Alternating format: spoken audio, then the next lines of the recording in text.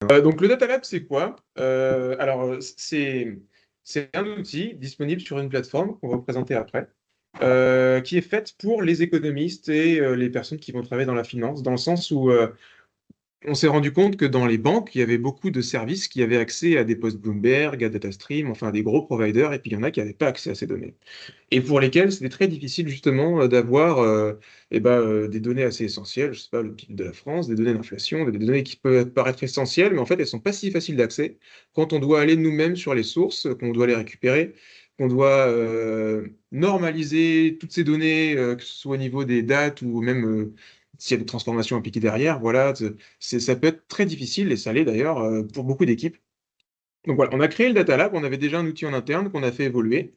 On a créé le Data Lab pour avoir voilà, une version 2 où on apprenait un peu voilà, des choses qui fonctionnaient moins de ce qu'on avait en interne avant. Et il y a un gros intérêt, un premier gros intérêt au lab, c'est que quand vous allez récupérer une donnée, systématiquement, elle sera normalisée de la même manière. Quand vous allez récupérer des données notamment trimestrielles, mensuelles, annuelles, mais vous avez selon les sources des manières très différentes en fait de coder le trimestre ou de coder le mois.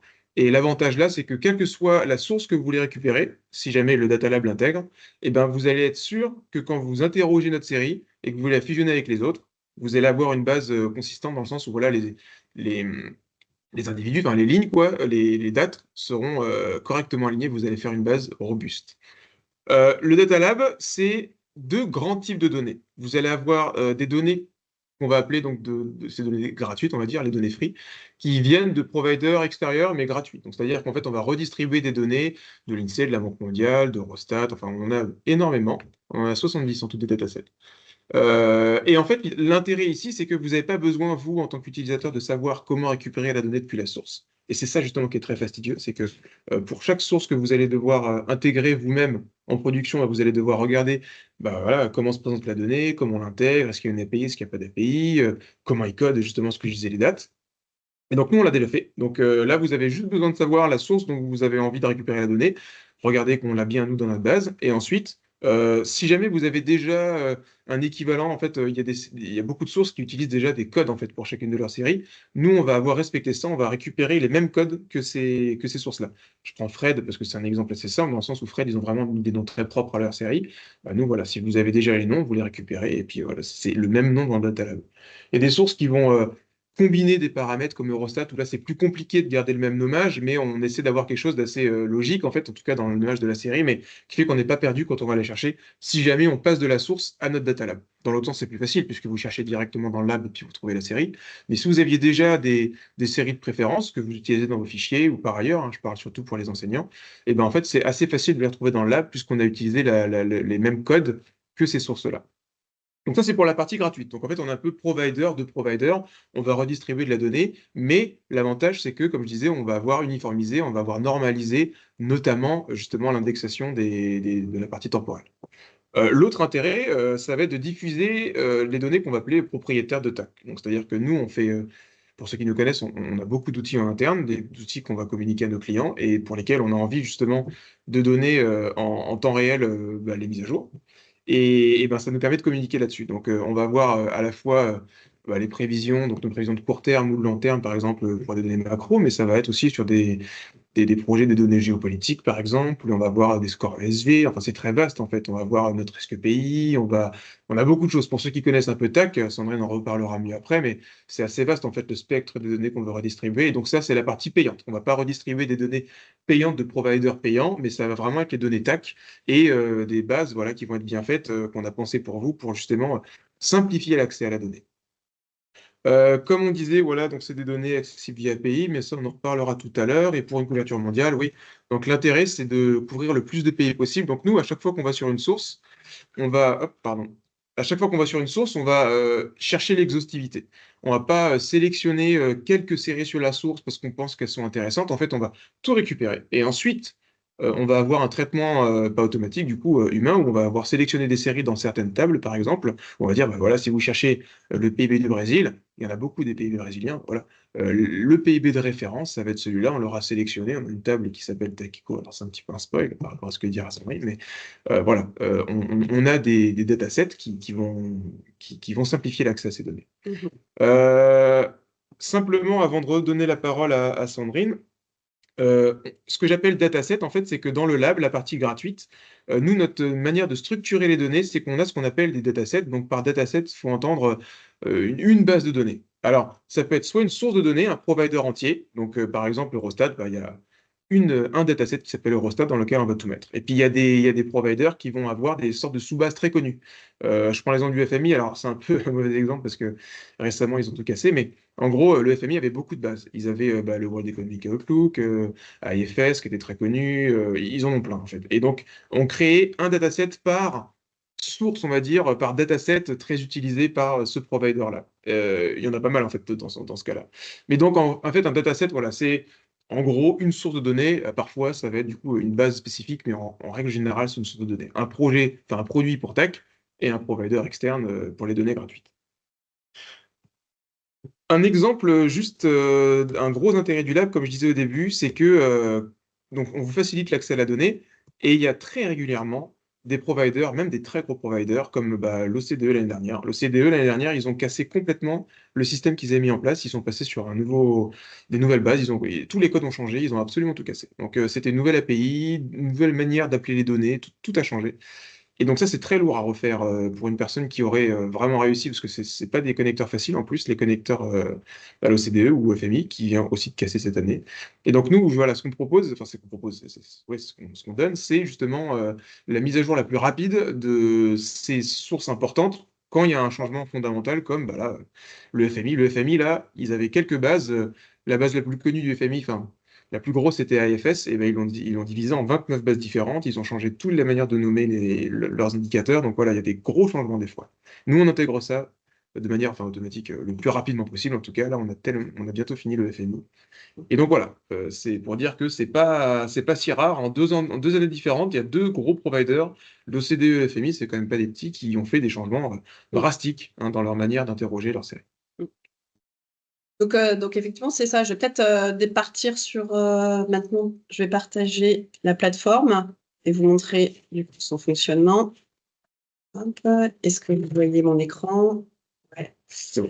Donc effectivement, ce que disait donc Didier, l'objectif du Data Lab, c'est vous faciliter l'accès et le traitement d'un grand volume de données qui proviennent potentiellement de sources hétérogènes. Et donc, l'intérêt, effectivement, c'est que toutes les séries temporelles sont structurées de la même manière et vous pouvez, en quelques clics, finalement, extraire des données de sources différentes. Et puis, on s'occupe de la maintenance, c'est-à-dire que, voilà, il y a une stabilité, en tout cas, de consultation et d'extraction de la donnée sur notre plateforme, et on n'a pas besoin de créer de base de données par ailleurs, ce qui peut être long, ce qui peut être fastidieux, ce qu'il faut maintenir. Ben là, l'objectif, c'est qu'on s'en occupe. Et ça, c'est un point important parce que voilà, quand on fait des travaux de modélisation, on sait très bien qu'on passe toujours du temps, et beaucoup plus de temps que ce qu'on avait anticipé, sur voilà, la construction des bases de données. Donc, je vais démarrer par l'illustration de notre plateforme web qui permet à la fois de consulter, d'extraire et puis de chercher des données également. Et puis après, on parlera de la DIN Excel, qui est une autre manière en fait de consulter. Et puis nous, on l'utilise beaucoup, notamment pour faire des présentations clients, pour faire des graphiques sur Excel. Donc ça peut être pour vos dossiers, vos projets à présenter, voilà, de pouvoir faire des graphiques simplement aussi sur Excel. Et puis ensuite, Didier, il fera voilà, une petite démo sur R, je crois. Mais voilà, on a des librairies également sur Python. Donc, pour éventuellement, en tout cas, donc ceux qui n'auraient pas créé de compte, la première chose à faire, effectivement, c'est créer un compte donc, sur notre application qui s'appelle app.takeconomics.com, qui est un peu voilà, notre plateforme centralisée, à la fois Data Lab, nos analyses, nos travaux de recherche. Tout est centralisé, en tout cas, sur cette plateforme. Et donc, c'est un compte nominatif.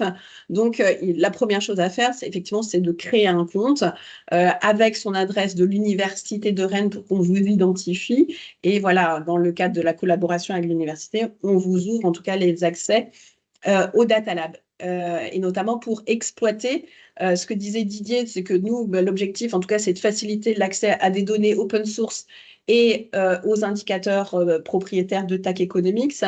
Et donc, voilà, donc, sur cette plateforme, c'est accessible. Maintenant, pour les traiter sur R, Python, etc., c'est dans le cadre de cette collaboration avec l'université que vous pouvez y avoir accès. Alors, les datasets, donc il y a une page dataset dans laquelle on va retrouver à la fois un ensemble de datasets free, c'est-à-dire qu'on les met à la disposition sur la plateforme, qui sont l'ensemble des datasets des banques centrales, des offices nationaux de statistiques et des institutions internationales. Donc là, on va retrouver, par exemple, la Banque centrale du Brésil, on va retrouver toutes les données et les datasets du FMI, donc que ce soit la balance des paiements, le commerce international. On va retrouver la Banque centrale européenne, la Commission européenne, Eurostat, l'INSEE. En gros, on ajoute au fur et à mesure, et ça c'est en développement constant, on essaye d'en rajouter très régulièrement de nouveaux datasets ou de nouvelles sources de données qui sont en adéquation avec les travaux de recherche sur lesquels on travaille, nous, chez TAC Economics, mais de la même manière, des besoins de clients, des banques pour lesquelles on travaille, des grands corporates pour lesquels on travaille, des asset managers, et qui, voilà, ont besoin d'avoir accès à certains types de données. Et donc, au besoin, nous rajoutons en tout cas de nouvelles données régulièrement. OK, donc si voilà, il y avait des travaux de recherche, notamment au sein de l'université, qui requièrent l'accès à certaines données spécifiques et qui ne seraient pas encore forcément dans le Data Lab, il ne faut pas hésiter à nous contacter. Et voilà, on fera en tout cas notre possible également pour ajouter ces sources-là. Bon, il y en a quand même déjà pas mal, avec des données à la fois macroéconomiques, financières, sectorielles. Que ce soit des données, ce qu'on appelle des hard data et des soft data, c'est-à-dire à la fois des données macroéconomiques de comptabilité nationale, mais en même temps d'autres indicateurs de confiance, des indicateurs de perception du marché. On a des données qui sont assez hétérogènes, en tout cas sur la base. Donc là, on a en fait voilà, des données donc diverses. Donc ensuite, voilà, on peut cliquer sur un dataset, par exemple la Bank of Japan. Et puis, on va avoir un ensemble d'indicateurs. On peut cliquer ensuite sur un indicateur et on va avoir un graphique qui illustre l'historique, en tout cas, de cette donnée. Cette donnée, donc, elle est consultable, en tout cas, sur la plateforme. Mais si vous souhaitez extraire des données, bah, c'est possible. Vous pouvez soit extraire effectivement un PNG ou extraire directement les données, par exemple, sur Excel. D'accord? Donc ça permet d'avoir directement accès à ces données, par exemple, sur un fichier Excel en format XLSX ou en format CSV. OK? Donc là, j'ai un petit laps le temps que mon fichier s'ouvre. Mais vous voyez ici, on aura la donnée qui est directement extraite, en tout cas, sur Excel. OK? Je reviendrai là-dessus tout à l'heure. Vous allez voir ici, ce que je mentionnais, à chaque fois, vous avez un code API. Ça, c'est l'identité de cet indicateur qui suit un triptyque très précis qu'on retrouvera partout, qui est le nom du dataset. Donc, le nom du dataset, c'est en général, du coup, la source officielle. Là, c'est la Bank of Japan, donc c'est BOJ. OK? Slash le symbole de l'indicateur. Alors là, vous allez me dire, c'est un nom barbare, en fait, BP, BP, 6D, voilà, c'est un nom barbare. Mais comme le disait Didier tout à l'heure, nous avons fait le choix de la transparence, c'est-à-dire que ça, c'est le symbole de cet indicateur qui est disponible sur la Bank of Japan. Et encore une fois, on a fait ce choix-là pour garder une très forte traçabilité et transparence de nos données. Et donc voilà, si vous avez l'habitude d'utiliser des indicateurs de telle ou telle source, ou alors que vous voulez vérifier ces données-là sur le site, bah, si vous tapez sur Google Bank of Japan et ce symbole-là, vous allez tomber sur cet indicateur. D'accord? Donc ici, à chaque fois, cela étant dit, on va préciser le nom de la série, la description, l'unité de la série, comme il est écrit également sur la source officielle de la Bank of Japan pour cet indicateur. OK? Ici, on va avoir des informations sur la dernière date disponible pour cet indicateur. Et puis, on a quelques fonctionnalités usuelles qui permettent, donc là, ce sont des données mensuelles, mais par exemple, si on voulait les transformer en format trimestriel directement, on peut effectivement les transformer en trimestriels. De la même manière, si on souhaitait les transformer, par exemple, en taux de croissance annuel, on peut directement cliquer sur Growth Rate since last year et on a l'évolution annuelle, en tout cas, de cet indicateur. D'accord? Donc ça, c'est, je vais revenir en arrière, la possibilité en tout cas, d'aller directement sur des sources et chercher des indicateurs. Alors là, j'étais sur la Banque du Japon, donc j'ai des données que sur la Banque du Japon. Mais par exemple, si je vais sur les indicateurs de risque pays de TAC Economics, ok, donc là, je vais avoir toutes les économies émergentes et en voie de développement. Je peux, en tout cas, sur cette page-là, filtrer. Par exemple, si je cherche des données sur le Brésil, par exemple, je peux, dans la barre de recherche ici, filtrer sur le Brésil. OK. Ensuite, donc là, j'ai uniquement un dataset, donc je vais avoir country risk. Je peux filtrer sur la fréquence. Par exemple, je souhaite des données trimestrielles. Et voilà, je vais avoir voilà, des indicateurs qui sont disponibles pour cela. Je peux également trier sur les noms, sur le pays, sur les dates de mise à disposition de ces données. Et encore une fois, ici, je peux vérifier l'indicateur, ce qu'il signifie en ouvrant l'onglet Preview, voir en gros la description et prévisualiser l'indicateur. Et encore une fois, ensuite, on peut ouvrir l'indicateur et avoir une visualisation du graphique. D'accord? Donc ça, c'est la première, en fait, manière de chercher des indicateurs sur notre Data Lab. On a ici donc, ce qu'on avait directement là, la fonction recherche, où voilà, par exemple, je vais chercher des données, je prends par exemple les prix du pétrole, et on va avoir ici toutes les données disponibles concernant le pétrole, le Brent en particulier, dans notre Data Lab. Donc ici, on va avoir ici 11 séries qui sont proposées. On va pouvoir voir ici en sélectionnant quels sont les datasets qui sont associés. Par exemple, si on veut filtrer en disant, moi, je veux plutôt quand même des données de l'US Energy Information Administration, le IA, on peut directement avoir du coup un filtre sur le dataset et encore une fois, pouvoir les extraire.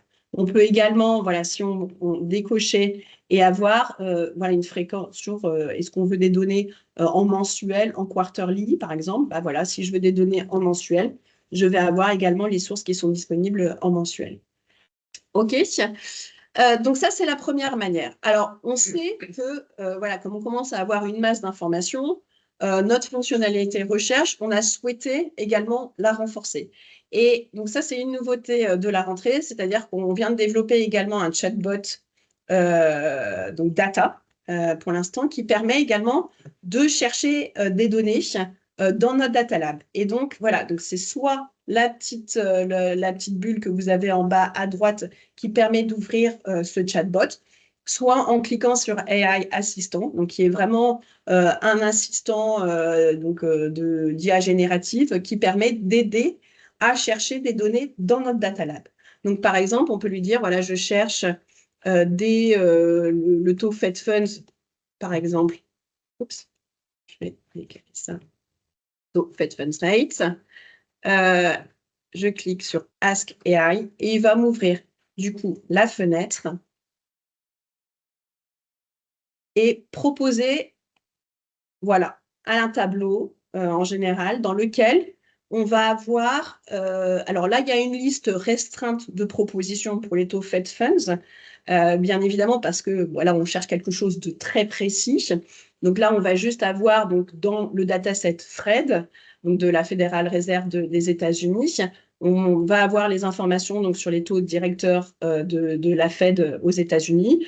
La différence, c'est effectivement la fréquence, c'est-à-dire qu'on va avoir des données daily, donc D. W, c'est pour weekly, M, c'est pour monthly, des données voilà, différentes proposées. Et donc ensuite, on peut directement cliquer sur la série et on pourra visualiser en tout cas la série Fed Funds. Donc ça, c'est une nouvelle manière de rechercher voilà, des indicateurs sur notre plateforme de manière voilà, plus pertinente également, encore une fois, pour aider à la recherche d'indicateurs. Ce qui est parfois, on ne va pas vous donner des codes directement, en fait. C'est-à-dire que parfois, vous n'aurez pas directement des suggestions de séries qui vont être proposées parce que si vous avez, par exemple, des recherches qui sont très larges. Par exemple, donc là, si je veux refaire une nouvelle recherche, il y a un historique de conversation en fait dans ce chatbot, d'accord? Donc, si vous voulez démarrer une nouvelle recherche, vous avez en haut à droite la possibilité de réactualiser en tout cas l'information. Et en disant, bah maintenant, en fait, je cherche. Alors, vous pouvez parler en français ou en anglais, ça marche très bien. Donc, si on fait par exemple, I search data on GDP in Brazil, par exemple, je teste en anglais. Là, probablement qu'il va trouver beaucoup de séries, en fait, sur le Brésil dans notre base de données. Donc là, on va continuer d'améliorer le chatbot, mais on a fait le choix du coup, quand il y a trop de séries disponibles pour un indicateur ou pour une thématique assez large, il va proposer d'abord en fait des datasets dans lesquels on aurait des informations sur le PIB au Brésil. D'accord? Donc là, il va nous dire, bah, effectivement, oui, j'ai trouvé beaucoup de datasets, donc je ne te donne pas un seul indicateur sur le PIB au Brésil, je vais te proposer des datasets qui sont disponibles dans le Data Lab et qui permettent en tout cas de trouver des données de PIB sur le Brésil. Donc, il va par exemple ici dire que voilà, on a la Banque centrale du Brésil dans lequel on a des données de PIB. On a le World Economic Outlook qui propose des prévisions sur le PIB. On a une TATSTAD. On a également les données de PIB dans la base de données de la Banque mondiale, etc., etc. L'OCDE, des prévisions de court terme, de long terme de TAC Economics. On a pas mal de séries. Et donc ensuite, voilà, on peut cliquer. Alors, je ne sais pas, je vais cliquer par exemple sur notre TAC Eco, puisque Didier en parlait tout à l'heure. Et là, on va pouvoir ensuite, bah, voilà, aller directement sur notre dataset dans lequel on va trouver des données. Je filtre sur le Brésil. Hop, sur ensuite TAC Eco. Et là, on va avoir une donnée proposée, en tout cas, sur la croissance du PIB pour le Brésil. D'accord?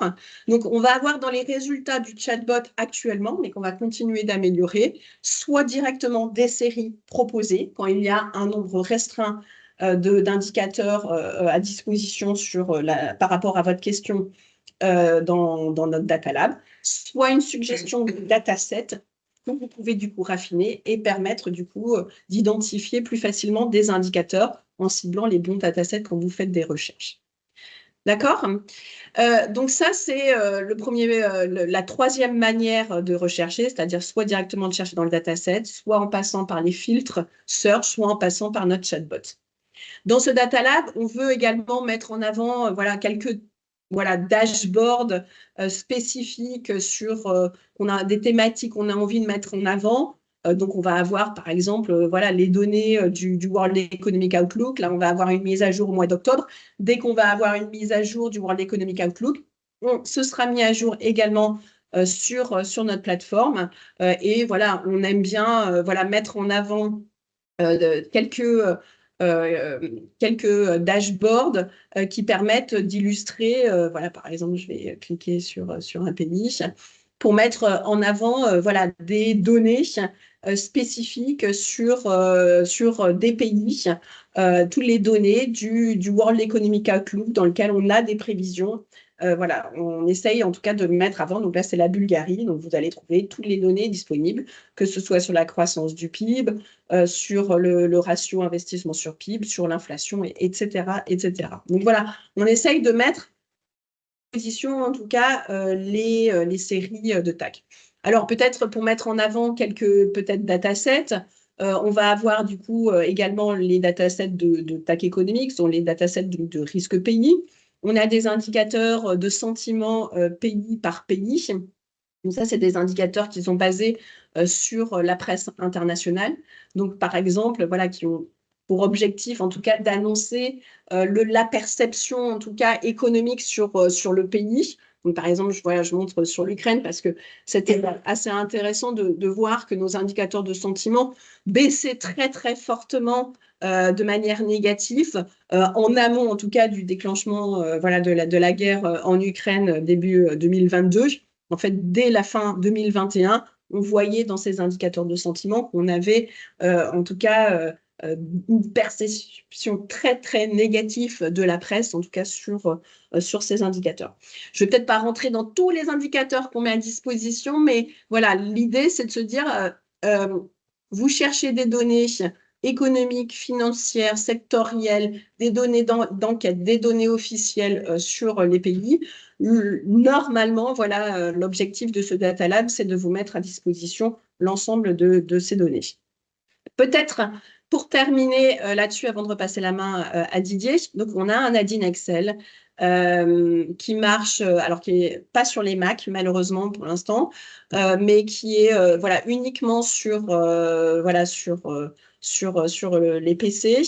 Comment ça fonctionne? En fait, donc là, il y a un exécutable et donc vous pouvez directement installer l'add-in Excel. Vous aurez ici un onglet TAC Economics qui apparaîtra et qui vous permet du coup de charger des données directement sur Excel, ce qui peut être pratique notamment quand on doit mettre à jour des données régulièrement sur Excel. Ça peut être assez pratique. Donc voilà, par exemple, on peut filtrer sur des datasets ou faire directement des recherches en haut. Par exemple, voilà, je vais sur les données d'emploi aux États-Unis qui malheureusement ne sont plus publiées.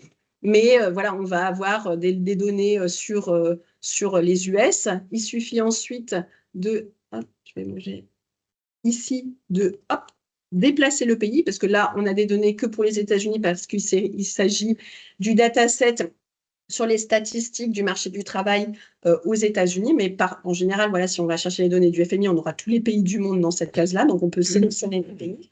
Ensuite, on fait un Add to Query. Vous allez voir ici le triptyque apparaître. Donc, encore une fois, le dataset / le code le symbole de l'indicateur et encore une fois, le symbole officiel de la source, donc de BLS, / USA. Ensuite, vous pouvez filtrer sur plutôt ajouter des descriptions dans la sortie de vos indicateurs, comme par exemple le nom de la série, le code du pays, le nom du pays, le provider, la description et l'unité. On peut faire ici des choix sur la fréquence. Donc là, ce sont des données mensuelles, mais voilà, si je voulais sortir des données trimestrielles ou annuelles, je peux directement le faire. Choisir la date de sortie de nos indicateurs en respectant ce format-là. Donc, par exemple, si je veux des données que depuis 2015, voilà, je peux ajuster. Ensuite, je fais un get data et je vais directement avoir les données qui sont mises à jour. Ensuite, voilà, donc ça veut dire que dès que des données sont mises à jour sur les données de création d'emploi, par exemple aux États-Unis, vous pouvez directement ensuite dans votre fichier Excel, à chaque fois que vous l'ouvrez, faire un refresh et vous aurez les données mises à jour. De la même manière, là, si finalement vous voulez des données depuis 2017, vous pouvez soit aller dans Edit, qui va vous réouvrir cette fenêtre-là et modifier du coup le start date. Ou alors, vous pouvez directement modifier ici dans la barre de recherche, la barre du haut, mettre 2017 et ensuite cliquer sur Refresh et vous aurez directement les données depuis 2017. D'accord? Donc ça, c'est, voilà, nous, on l'utilise beaucoup également pour nos travaux, notamment de présentation client, qui permet en tout cas de faire des graphes de manière assez facilement sur Excel. Je te laisse la main, Didier, peut-être pour présenter un petit exemple sur R. Je crois que c'est ça. Oui, alors juste avant, peut-être Ouais. l'API en 2 mots. Alors, je vais pas Et lancer. peut-être montrer le GitHub aussi, peut-être. Ouais, c'est ça. Donc, en gros, comme on disait, le moyen le plus simple, enfin le plus pro, on va dire, d'accéder aux données, ça reste l'API. Donc, un appel direct à l'API. Le module Excel faisait appel à l'API de manière détournée, mais là, on présente comment faire un appel direct à l'API. Donc vous avez, alors je ne vais pas vous présenter la totalité des chemins, ni ce que c'est qu'une API. En principe, vous avez tous eu une formation dessus, ou vous allez bientôt l'avoir. Donc on a beaucoup de chemins sur cette API qui permettent d'accéder à des informations qui vont être plutôt d'environnement autour des données. Quand je parle des données, hein, c'est des séries temporelles. Donc ça va être les pays, ça va être les régions qu'on a définies à l'intérieur, des fonctions de recherche, si vous voulez faire des recherches directement via l'API plutôt que par la plateforme.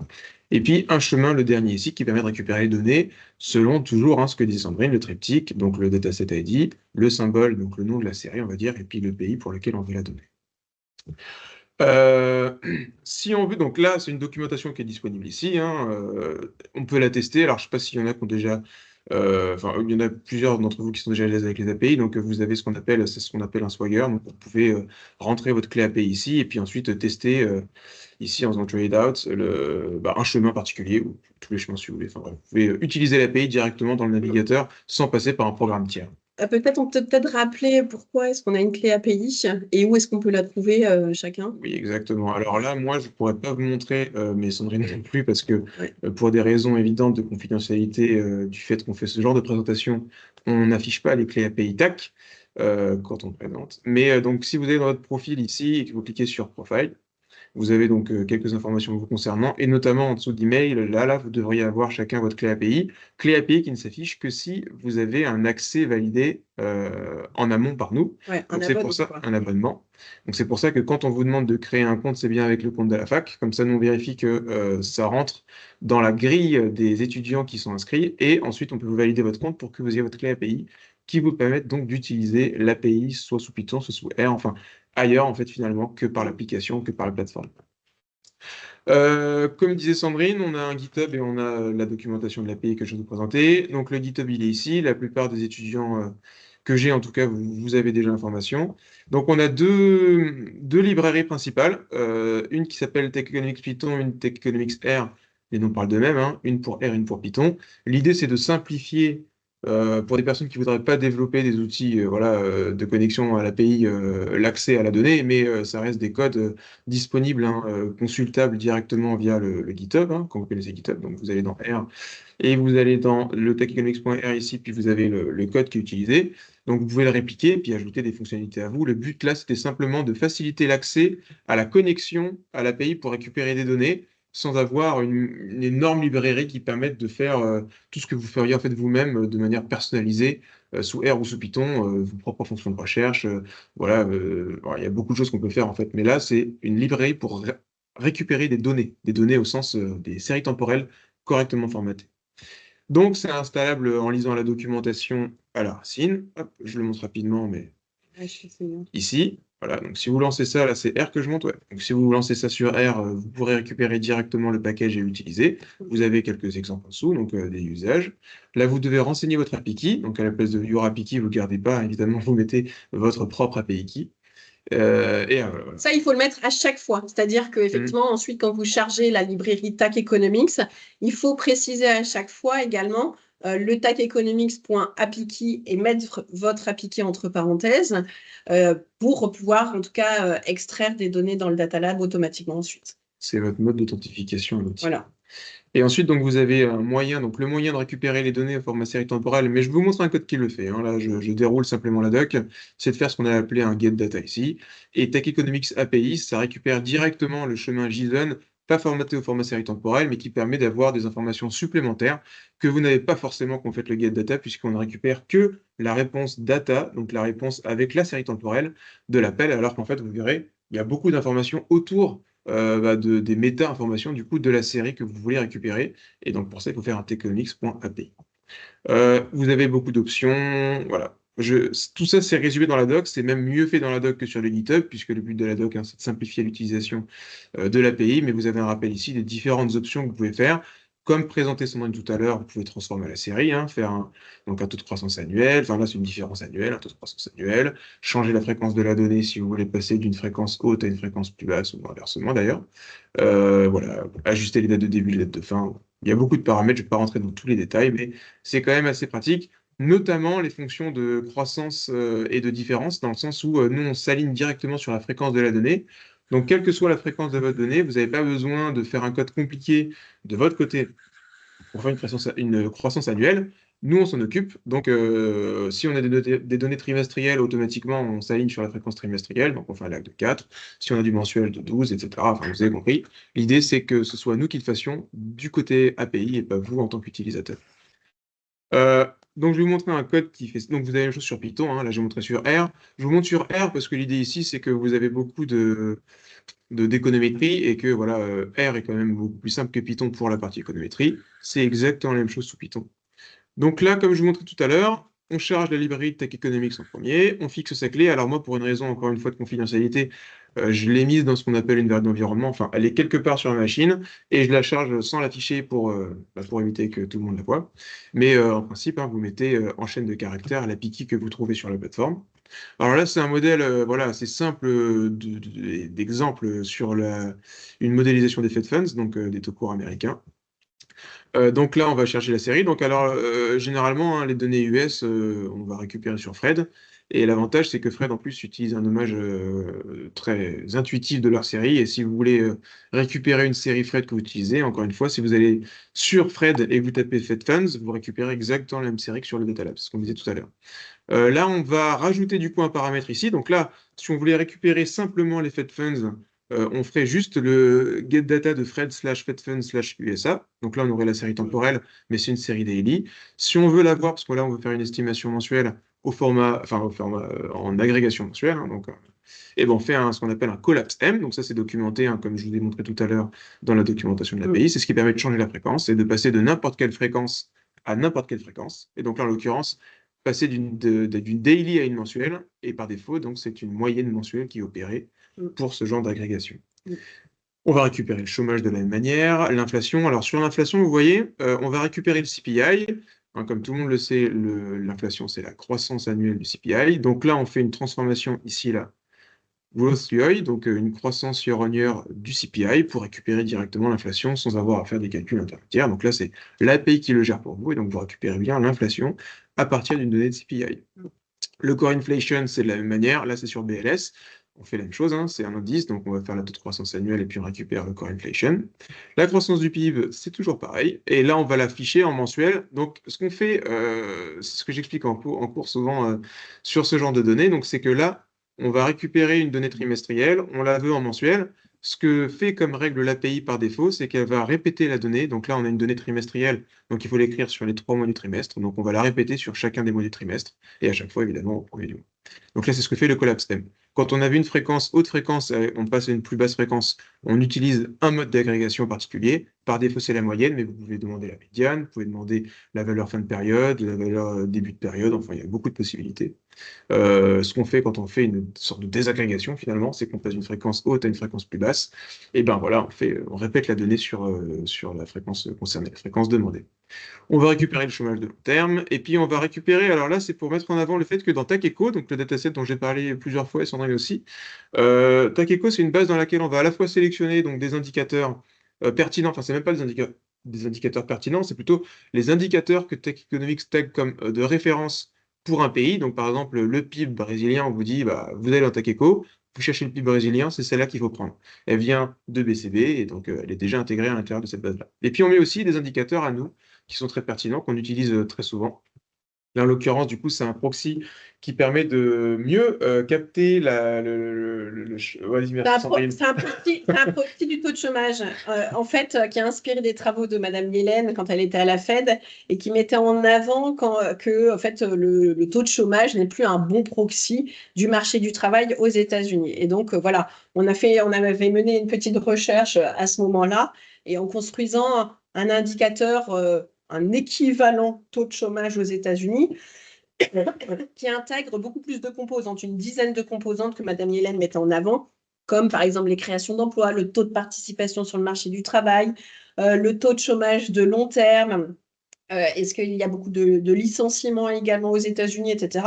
Et donc, on a construit un indicateur composite du marché du travail aux États-Unis qui a un équivalent taux de chômage, mais qui met en avant effectivement une détérioration un peu plus prononcée que ce que suggérerait aujourd'hui le taux de chômage aux États-Unis. Et en fait, on a fait plusieurs tests et pour nous, cet indicateur, il est plus pertinent, en tout cas dans les règles de Taylor, que le taux de chômage global, en fait, dans la mesure.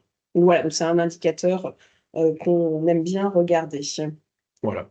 Et on a donc utilisé cet indicateur en faisant donc un indicateur de gap sur le chômage de long terme Ouais. avec le chômage normal.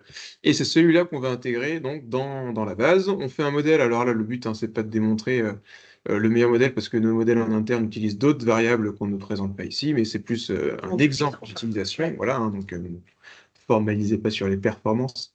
Mais voilà, donc l'idée là, c'est de montrer qu'avec un code assez simple, on arrive finalement à une estimation qui sera mise en temps réel à jour, si jamais vous voulez on dit pas la mettre à jour en fait, hein, je répète, mais via un code finalement assez simple qui ne demande pas beaucoup de programmation, hein, parce que tout ce qui va être les taux de croissance, les changements de fréquence sont déjà faits par l'API. Ouais, en quelques lignes, là, on harmonise finalement, on crée une base de données où, pour le coup, alors bon, là, on aurait peut-être éventuellement pu prendre plus qu'une source qui est Fred, mais là, finalement, on prend des données de Fred, de BLS, de TAC Economics, qu'on harmonise en une seule ligne dans la même fréquence et avec les bonnes transformations nécessaires pour ça.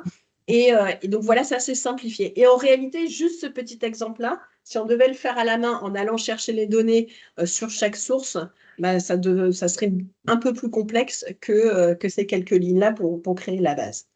Oui, et oui, beaucoup plus Donc, compliqué. Et alors, rapidement, donc, on a fait une estimation, on affiche le graphique, et là, on a mis quelques exemples de données financières. Alors, les données financières gratuites, vous n'aurez pas de données quotidiennes, hein. Donc, le mieux qu'on ait en gratuit, ça va être des données mensuelles. On a quand même pas mal de sources qui donnent des données mensuelles. Là, j'en mets deux différentes pour avoir le S&P, le Rostox, le Nikkei, le CAC 40. En fait, il y en a plein. J'en ai mis quelques-unes, mais simplement que le CAC 40, par exemple, il est disponible sur l'OCDE et il n'est pas disponible sur la BCE. Donc voilà, on ici. Alors, il est rebasé celui-là, mais ça reste le CAC 40, c'est simplement qu'ils ont refait une base 100, je ne sais même pas en quelle année. Mais donc, ils sont intégrables dans les modèles. Et on a aussi des prix d'énergie. Là, je prends le Brent parce que c'est un des plus, enfin, ceux qu'on regarde le plus, évidemment. Là, ça vient de l'EIA, c'est l'Agence internationale de l'énergie américaine. Et donc, voilà, il y en a beaucoup des séries. Et voilà, c'est assez facile de chercher les données sur la plateforme. Donc là, le plus simple pour chercher les séries, pour trouver vos séries d'intérêt, c'est d'aller sur la plateforme quand même. Et ensuite, comme on vous montrait tout à l'heure, enfin comme Sandrine vous montrait, vous récupérez le triptyque, vous le mettez dans votre programme, et ça c'est fait à vie, c'est-à-dire qu'une fois qu'il est mis, il est mis.